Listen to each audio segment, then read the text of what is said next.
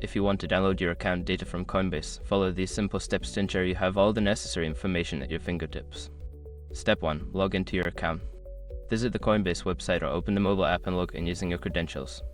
Make sure you're accessing the account for which you want to download data. Step 2. Navigate to Settings. Once logged in, locate the Settings option. On the website, this is usually found in the top right corner under your profile icon. In the app, you can find it in the menu. Step 3. Access the Reports section.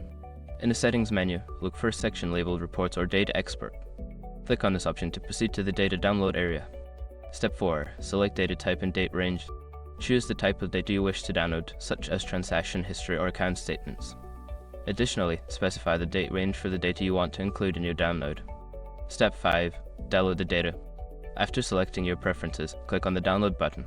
The data will be compiled and sent to you, usually in a CSV or Excel format, which you can then save to your device. By following these steps, you can easily download your account data from Coinbase for your records or analysis.